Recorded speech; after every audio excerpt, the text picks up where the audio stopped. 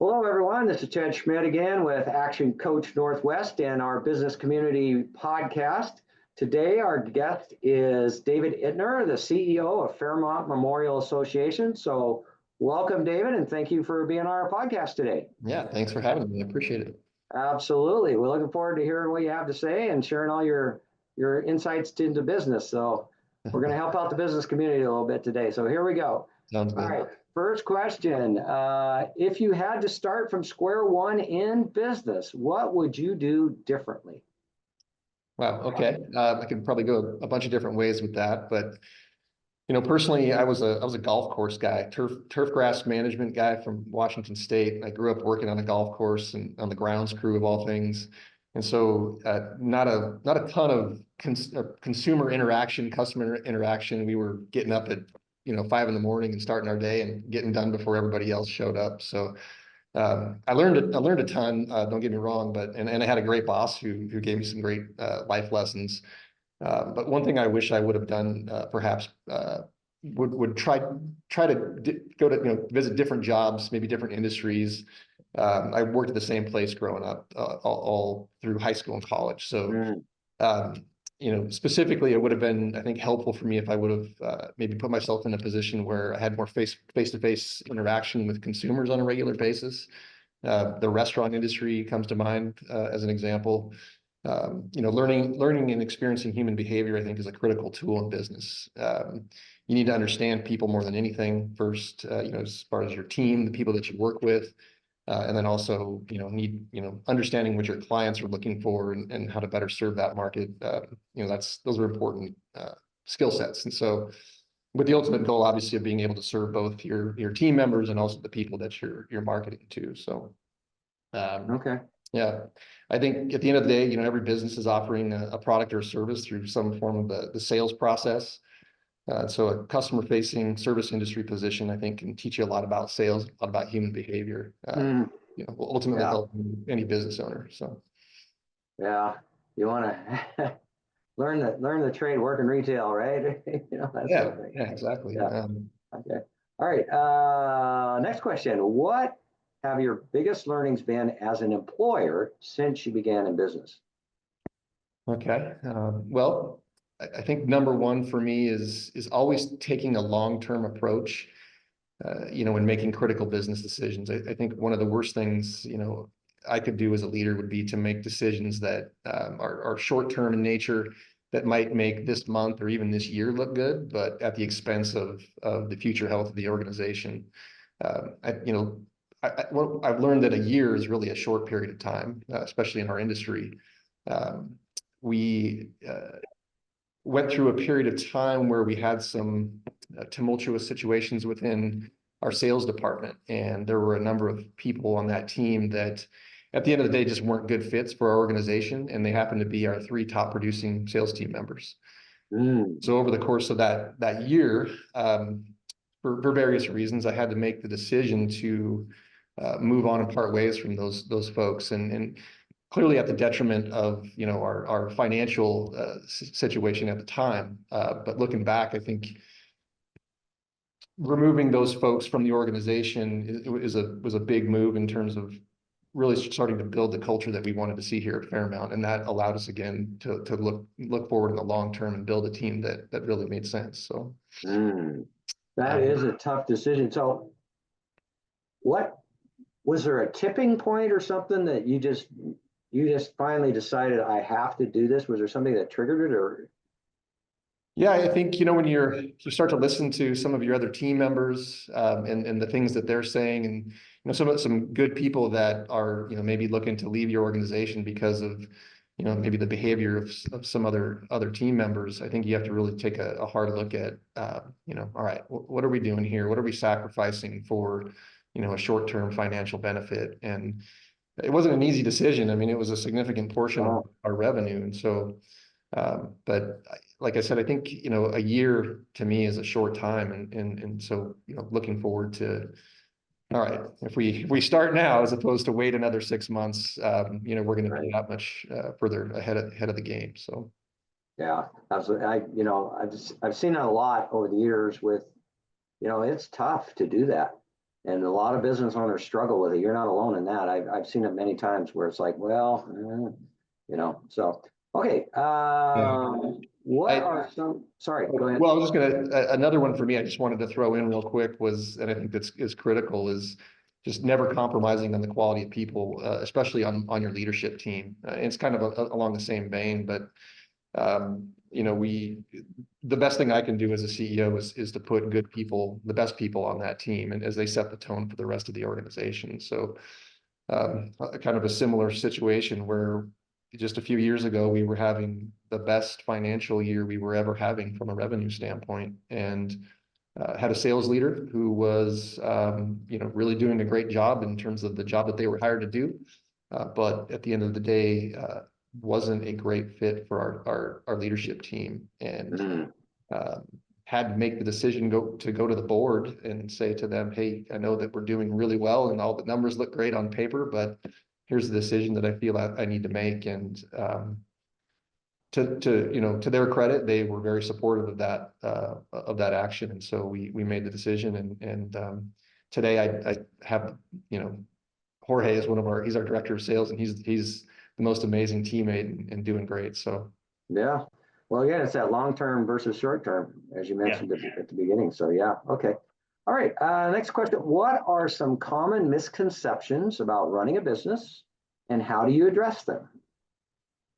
all right, it's an interesting question, especially for our business. But to kind of keep it more general, I think a lot of people, especially today, may think that running a business is all about the bottom line. And I've seen employees, especially, come into our business or organization jaded by their experience at another job, or maybe they're you hear all the news about corporate layoffs and corporate greed and all that kind of stuff. And so I think a lot of assumption out there is that all business owners care about are the numbers, and the numbers are important, of course, but it's really the people that are working in the business who make things run. So Right.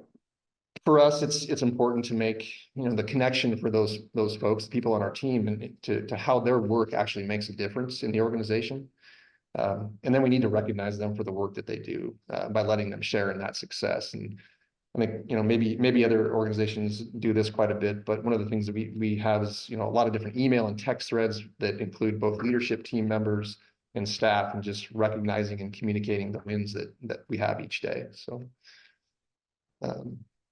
I think another thing is people feel like running a business has to be exclusive of being, I guess, friends or close with team members, especially employees. Like there has to be a clear division between work and personal life, which, of course, there's a line that you don't want to cross there. But the members of my leadership team, for example, have become some of my closest friends as CEO.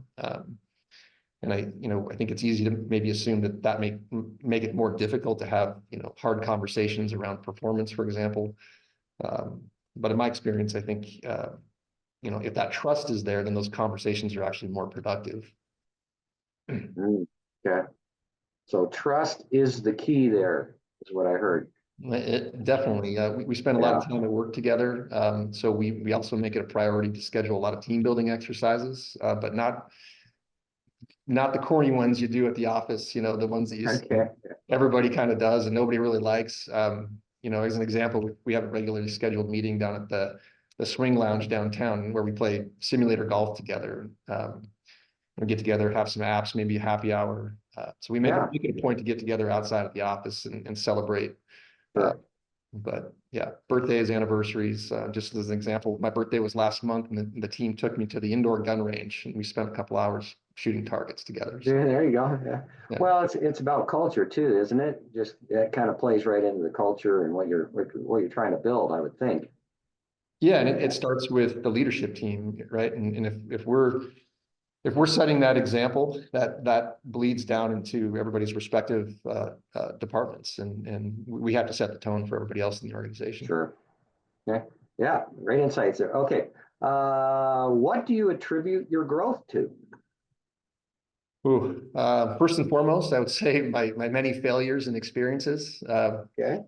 I've been with Fairmount now for almost 22 years, and I've been in various roles, and started as the building and ground superintendent back in 2003. And Wow. Okay.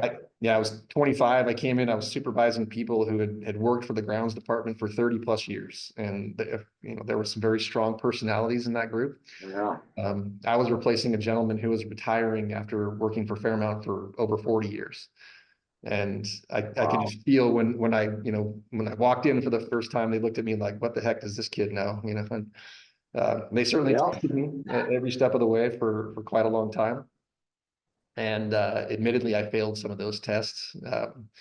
I remember, being pretty frustrated a few times, and especially when I'm trying to get an experienced team member to try maybe a new turf management method, for example. Mhm. And that frustration, I think, led me to, at the end of the day, look for what people were doing wrong, and it took my focus away from what they were doing right. And that really, at the end of the day, only eroded, the trust any trust that I had built. And I know it can be easy for people to fall into that habit, especially, someone like me who was young at the time, a young supervisor.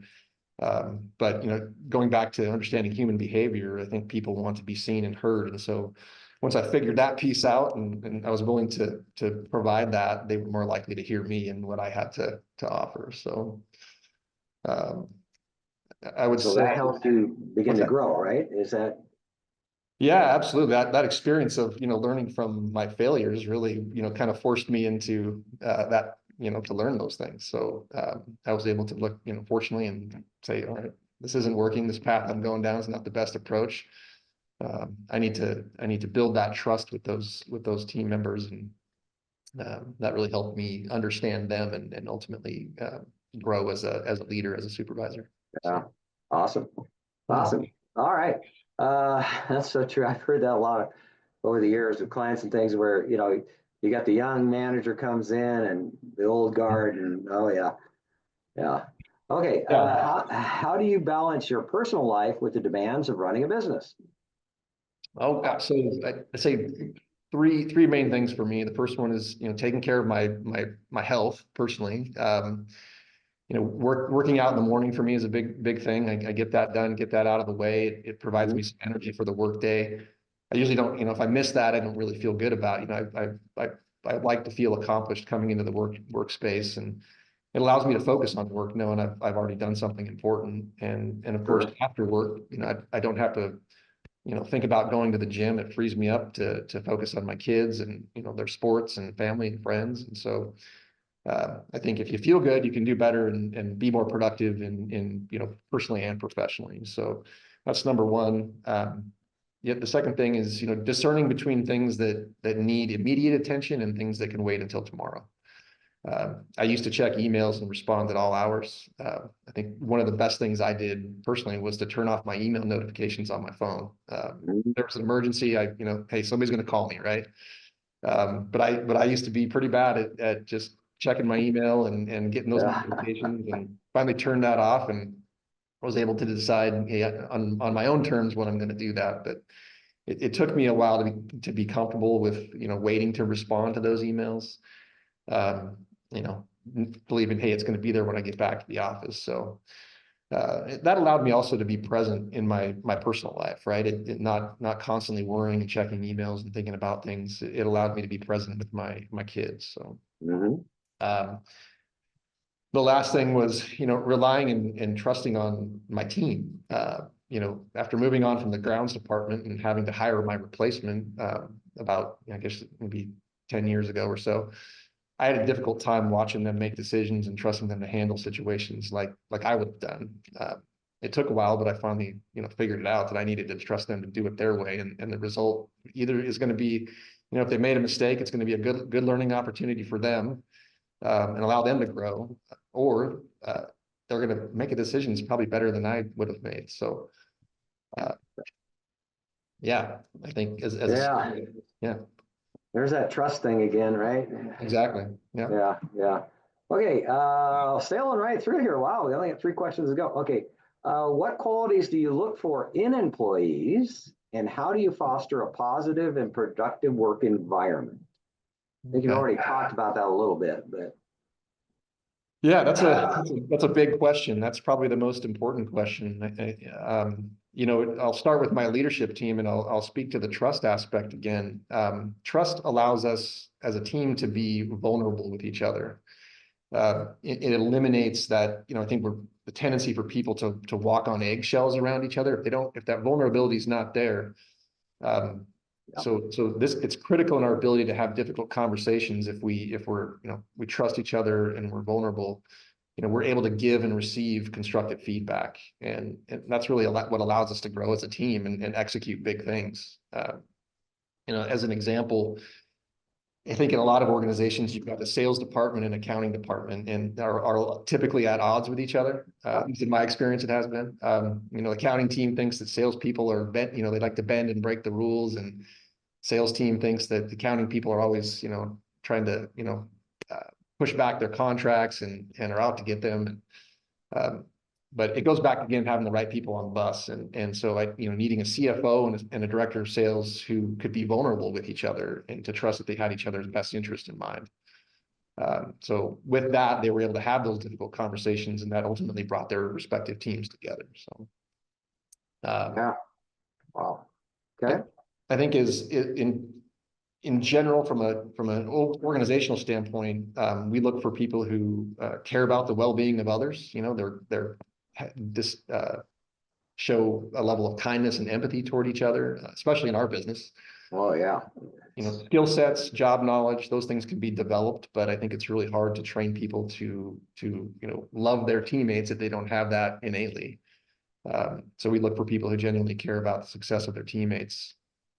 And then lastly, I think for me as a CEO, I try to be approachable and really to not be like a CEO, as people might think. I learned that title carries a lot of weight, and it can cause people to really be nervous or scared around me.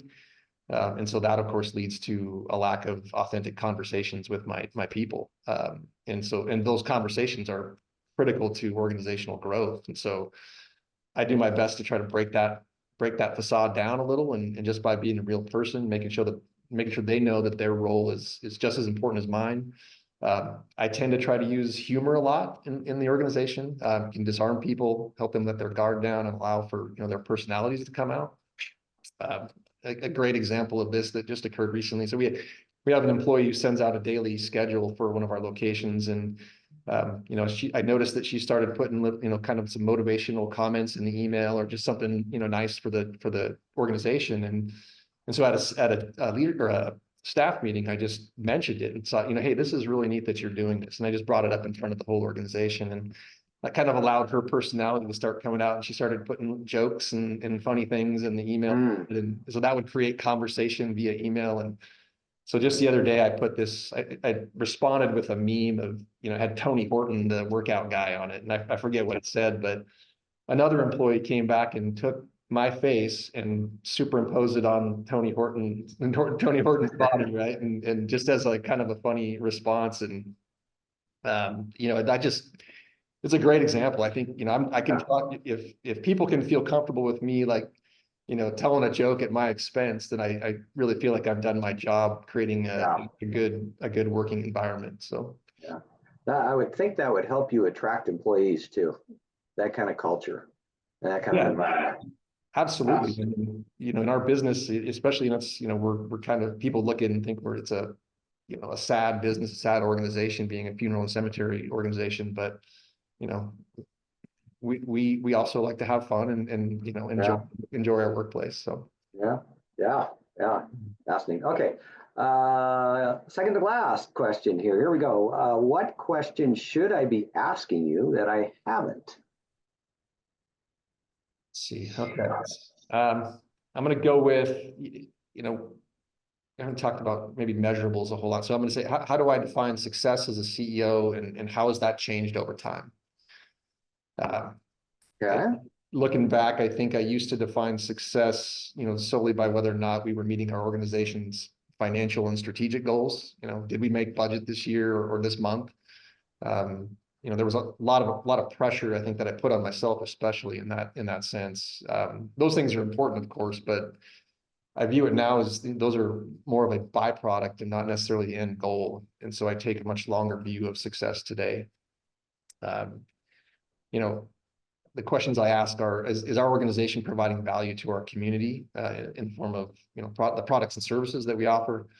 Are we being good stewards of our community's resources? And then ultimately, do our team members look forward to coming to work? So that's not always the case, as you know, life happens and life is life, but overall, we providing a positive experience for our people when they walk through our doors. And you know, a great example of that is the other day, our director of marketing and HR, she just kind of said she misses us over the weekend when she's not at work, and she looks forward to coming back on Monday. And so Wow. to me, that's a good sign. And Yeah. so I think if the answer to, you know, to those questions is yes, then the financial stuff is going to follow. It's going to fall into place, and at the end of the day, we're going to be successful as an organization. That's great. That's great. Love that. Love that. Okay. Last question. Wow. Okay, we're moving right along here. Where do you see yourself in 5 years? And any words of advice for other business owners who are looking to grow their business? Well, I hope that I'm having as much fun in 5 years as I am right now. I get to work with an amazing leadership team. The best thing for me is being able to see them grow and be successful in their roles. I love our organization and the value that we bring to our community for sure. And you know, we feel a need that the most difficult, you know, feel a need that people are, when they're going through their most difficult time in their life, you know, the loss of a loved one. But I don't see myself, you know, in a different organization in 5 years, but what certainly gives me the most joy, and this could be done in really any setting, is seeing my leadership team flourish and together, you know, and as individuals. And so for me, I hope that I get to experience that 5 years from now, because that's really what keeps the fire lit for me. So I think my advice for business owners looking to grow their business is to never settle on finding good, caring people. You know, you find them, invest in them, and then let them do the job that they were hired to do. Excellent. Sorry, I'm making a note here. You got some good stuff. This is good stuff. Well, all right. Well done. Thank you, David Ittner, the CEO of Fairmount Memorial Association. Really enjoyed our talk today, and I think you provided some great value for the business community here in Spokane. So thank you very much for participating in our podcast. Well, Ted, thank you for having me. I really appreciate being here. Absolutely. Take care. See you. Bye.